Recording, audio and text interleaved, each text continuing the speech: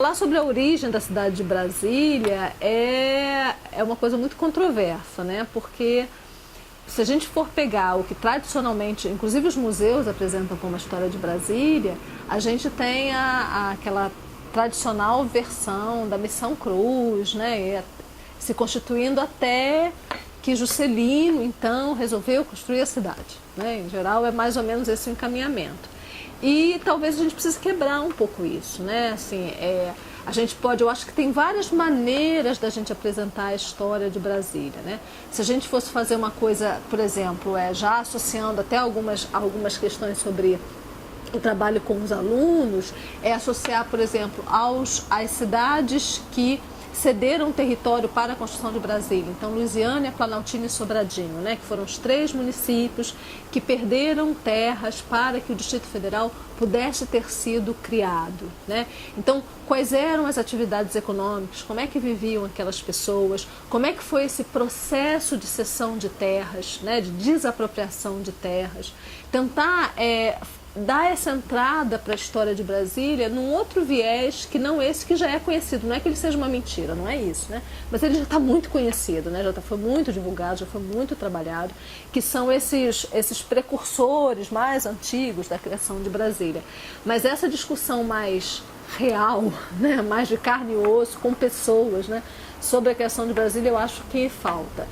Se eu tivesse alguma coisa para sugerir sobre o histórico de Brasília, talvez fosse por aí, trazer a discussão de Goiás, como é que o estado de Goiás, no sentido da política goiana, como é que eles se posicionaram, quais foram os esforços, né, feitos para que o Distrito Federal viesse para Goiás, né? Qual foi o papel da Comissão de Desapropriação de Terras, quem foram as pessoas que participaram disso, como é que essas notícias saíram nos jornais, nas revistas da época. Quando a gente pega as revistas dos anos 50, 55, é muito interessante as pessoas que não tinham terras que diziam que iam vender terras aqui. Né? Compre terras na futura capital federal. Né? Então, ver um pouquinho como é que no cotidiano essa história foi sendo criada, mas naquele contexto dos anos 50. Essa discussão de levar essa questão dos primórdios de Brasília para o século XIX, eu acho que já está bem contada de forma competente, inclusive, né? Mas eu acho que há outras dimensões da história de Brasília que ainda estão aí para serem descobertas, né? E que os museus, nesse sentido, têm um papel bastante interessante, né? De trazer essas outras formas de pensar a cidade.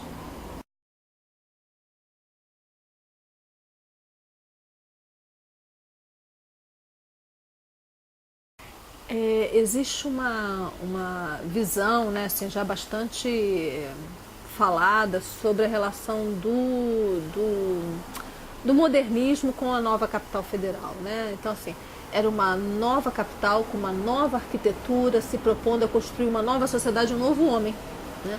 Já que a capital do Brasil teria um papel de cabeça da nação, né?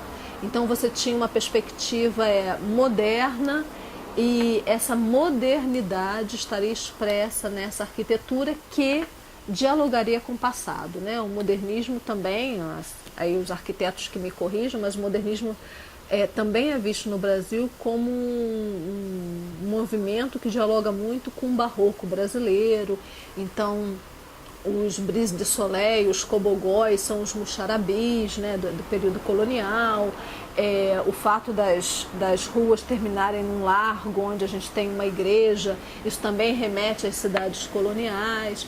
Então há um diálogo entre o presente e o futuro, né, nessa arquitetura modernista, que seria justamente uma arquitetura muito adequada à cabeça da nação, à capitalidade, né, a uma capital. Então eu acho que nesse sentido a proposta do Lúcio Costa, né, e do Niemeyer, ela foi muito feliz, né, em conjugar essas coisas. Às vezes a questão é as pessoas conseguirem enxergar isso na cidade, né? Isso é uma coisa que talvez as pessoas não consigam ainda perceber, né? Ainda esteja muito na academia, mas existe, né, uma relação intrínseca entre essa discussão da arquitetura e do que representa uma capital, né? Que não é uma cidade comum, ou não deveria ser uma cidade comum. Né?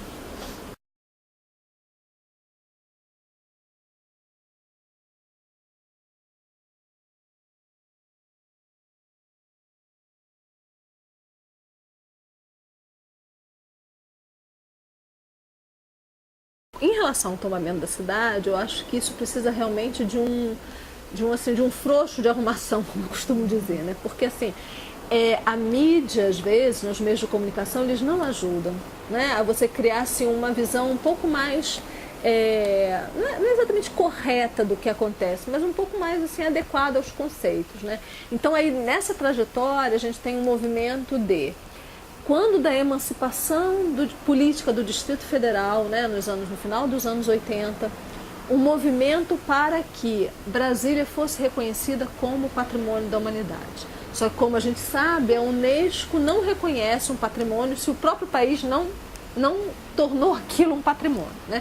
Então houve todo um movimento na ocasião, puxado por vários setores da sociedade, mas especialmente pelo José Aparecido de Oliveira, para que o Distrito Federal reconhecesse, né, Brasília como patrimônio, para que então a Unesco pudesse reconhecê-la. E nesse contexto, o que as pessoas que participaram desse processo contam é que transformar uma cidade moderna e tão recente num patrimônio cultural teve que demandar, né, das pessoas que montaram esse processo uma capacidade argumentativa muito nova, né? Porque como é que você transforma em patrimônio uma cidade que tem 25, 26 anos, na ocasião do decreto de preservação da cidade, 27 anos no caso, né? Então Brasília foi um caso único que depois, né, foi seguido por outras cidades na Europa, no mundo inteiro, né? Mas que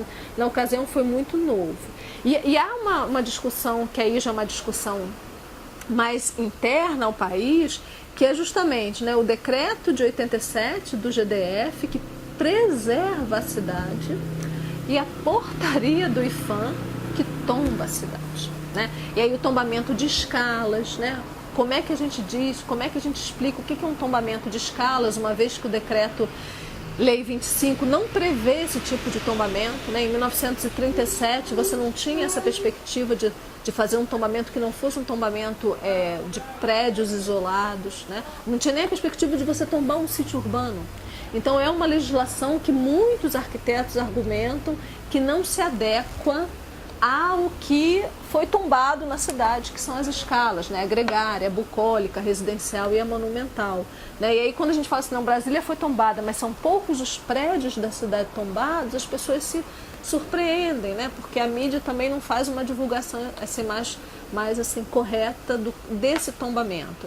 E aí o pessoal do GDF, o governo do GDF, em geral, briga muito com o IPHAN, porque o GDF não tombou a cidade. A portaria o decreto do GDF, o 10.869, não é um decreto de tombamento, ele é um decreto de preservação. O tombamento é federal, e aí você tem toda essa discussão do pacto federativo, né? Então, assim, é uma situação bastante sensível, né? O tombamento na cidade é bastante sensível, principalmente para quem vive na cidade, né? Não só para os arquitetos, mas para quem vive na cidade, para o cotidiano da cidade, né? E, claro, a gente tem que levar em consideração o que as pessoas dizem, né? Muitas pessoas que são a favor da preservação desse plano piloto, desse modelo de urbanismo do Lúcio Costa, que se não fosse o tombamento, né, e a portaria do IPHAN tombando, você já não teria mais plano piloto, né? Já não haveria mais isso. Porque a preservação não é um instrumento suficientemente incisivo, né? E que o tombamento, então, seria um instrumento mais congelante, vamos dizer assim, da cidade, né? Então, o tombamento ele foi feito numa década, né? Datado, né? Na década do final dos anos 30, e ele foi pensado para as chamadas, ou ditas, né, cidades históricas, para prédios isolados, né? E a gente acaba tendo uma legislação que não acompanhou, né, o próprio movimento do patrimônio dito material, né, que foi aí sim, né, começaram a tombar sítios urbanos, poligonais de sítios urbanos, que não era exatamente o perfil, né, dos tombamentos que foram feitos no início, com exceção assim, daquelas cidades tradicionais, né, áreas de Ouro Preto, áreas de Diamantina, né, então assim, é uma coisa assim, eu realmente não me sinto com cabedal, né, assim, para dizer se é adequado, se não é adequado, mas o fato é que o tombamento engessa a cidade. Para muitos isso é muito positivo, porque se não fosse isso, né, a gente não teria mais o plano piloto da forma como ele é. Então ele engessa, sim, ponto, engessa.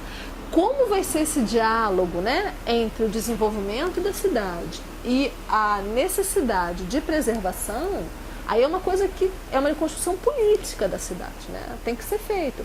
Se a cidade disser, não, a gente não quer mais, não quer, a gente quer que Brasília possa se transformar como as cidades que não são tombadas, isso é uma decisão da cidade, né? Não é uma decisão de grupos, né? É uma decisão que deve ser tomada da forma mais democrática possível, sabendo o ônus e o bônus disso.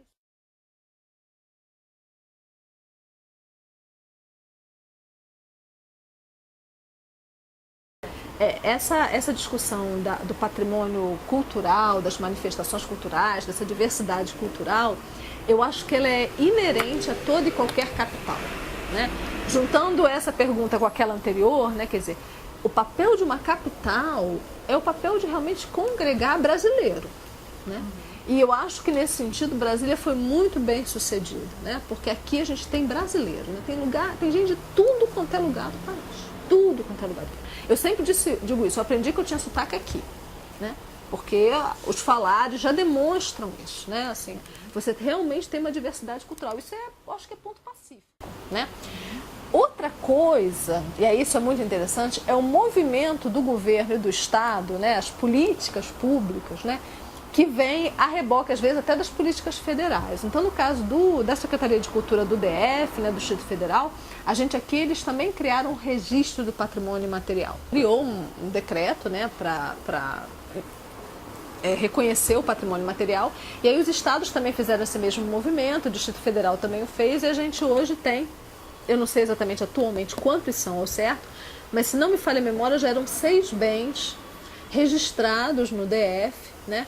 O Ideário do Anísio Teixeira, o Festival de Cinema de Brasília, o Choro, né? O Clube do Choro, e o Boi do Seu Teodoro, né? Assim, eu vejo nesses bens culturais registrados no Distrito Federal um reconhecimento de uma determinada diversidade, né? Eles não são bens assim de um determinado setor da sociedade, né? Então, assim, a gente tem um movimento de reconhecimento desses elementos diversos, né? Eu acho que talvez o mais emblemático nesses casos assim, né, é o Boi de São Teodoro, né, uma manifestação do Maranhão que é super tradicional em Brasília, né? Infelizmente agora com o falecimento dele a gente tem que ver como é que isso vai ter o desdobramento, mas enfim.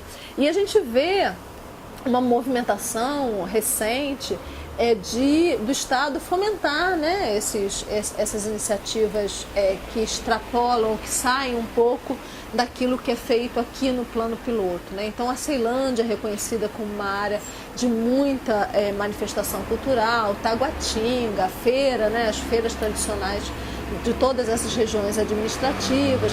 Agora, na ocasião da Páscoa, a Semana Santa, né, em Planaltina, que é muito tradicional também. Então, eu acho que, nesse sentido, a capitalidade da nação, ela se realiza aqui, né?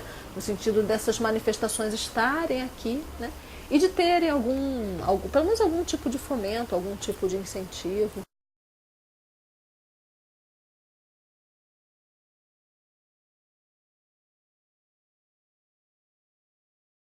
Da gente não conseguir dizer que há uma mistura, né? Não, eu acho que cada um vai se alimentando daquilo que encontrou aqui, né? Então, o Boi de São Teodoro, que era uma manifestação do Maranhão, ele vai se alimentar do contato com outras manifestações culturais e vai criar algo novo, né? E a tradição é isso, né? A tradição não é um intervalo vazio de tempo, é um intervalo onde todas essas coisas vão se reabastecendo, né? Do contato que elas vão tendo com outras manifestações culturais, formando uma terceira coisa, um novíssimo aí, né? Uma coisa totalmente nova, mas que mantém elementos daquilo que veio, vamos dizer assim, não originalmente, né? Mas que veio com ela, né? E é esse diálogo, né? Eu acho que sim, eu acho que aqui a gente tem uma mistura, mas uma mistura respeitosa, né? Uma mistura que conserva as características de algumas manifestações das regiões originais, vamos dizer assim, né? Então a gente tem a folia do divino, mas aqui a gente tem as cavalhadas de uma maneira que outras folias do divino não existem, né? Enfim, o próprio da cultura, né? O próprio da cultura.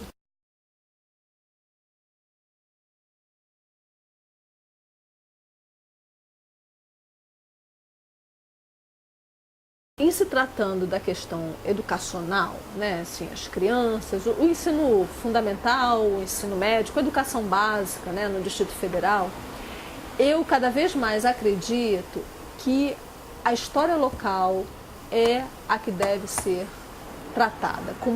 Claro que a história do Brasil, a história europeia, essas histórias têm que estar presentes, mas cada vez mais a gente fazer uma relação entre a história local e a identidade dessas pessoas, desses sujeitos, né? Então não dá para a gente continuar fazendo, sei lá, a terceira série do ensino fundamental. Tradicionalmente se dá a história do local. Aí a história do local do livro didático é a história de Brasília construída por Juscelino Kubitschek. Não dá. Não tem condição de fazer isso. Eu sugiro, inclusive, que as pessoas ali daquela região do Gama, né, as pessoas que moram no Gama, ali tem um universo riquíssimo sobre a própria construção de Brasília, a Casa Velha do Gama, que está no Country Club, tem o Catetinho, tem outras construções históricas, que isso seja valorizado pelas escolas, que as escolas desenvolvam programas de entrevistas com pessoas antigas, que contem um pouco sobre a história daquele local, porque é dessa maneira que você consegue ir compondo com o aluno uma identidade e um orgulho por essa identidade.